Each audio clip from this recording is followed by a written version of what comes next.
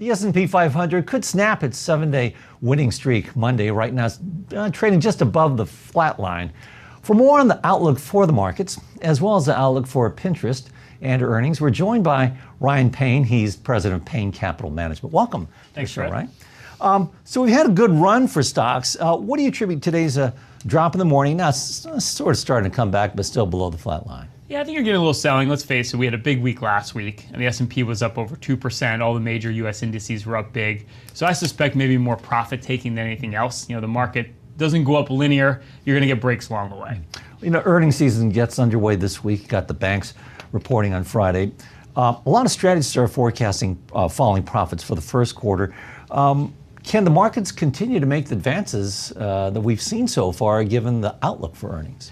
I think they can. And the reason being is right now, you have to look at it from the perspective of, we know they're going to decelerate this quarter, but the analysts always seem to be a little too negative. And I think you can kind of bet on that right now is they're probably going to think that, or they're projecting that they're probably going to be less than where they're actually going to come in. So you're going to see some deceleration. It's just how much.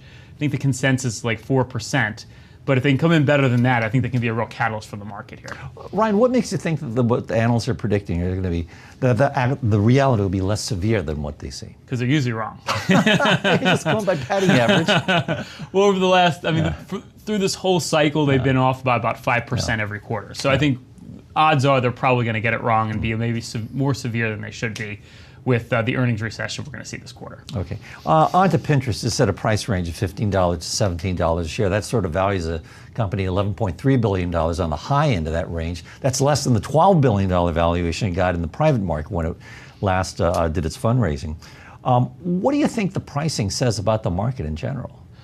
I think they're trying to be a little more cautious because they put the Lyft IPO out there 2 weeks ago, and that had a rocket ship day the first day, then it plummeted. So they're probably trying to be a little more conservative on the pricing, maybe to give some room for the stock to breathe once it actually has its initial public offering, is my guess. But as for the market itself, based on what I asked you earlier about earnings, you think it's in pretty good shape? Yeah, I think if you're going to have an IPO, this is the time to do it, right? I mean, earnings for the most part, they're going to be consistent. By next quarter this year, the second half of the year, earnings should start going up again. The market's been strong. This is when you want to IPO as opposed to last year, obviously when everything plummeted near the end of the year. So this is definitely going to be IPO season. All right. And lastly, what do you make of the current situation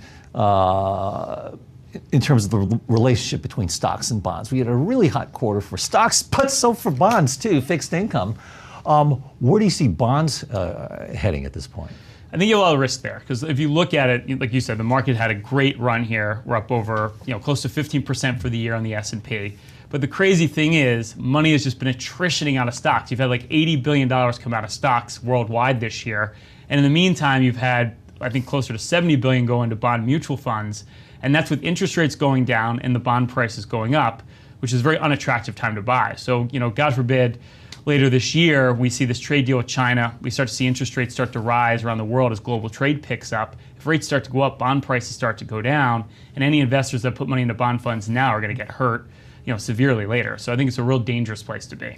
So what are you advising your clientele in terms of how to handle bonds? Well, if you're going to own bonds, I don't like bond funds because they don't come due, right? If you're going to own a bond, you want to have a maturity date in the future because even if they depreciate in value, well, if you can earn your interest and you have a date that it comes due, you've got protection there. In a bond fund, you don't because rates go up, bond prices go down.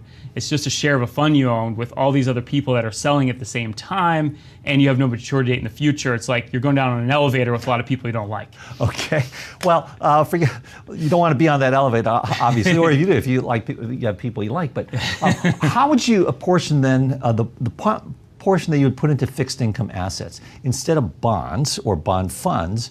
Right. What would you put it into to balance your exposure to stocks?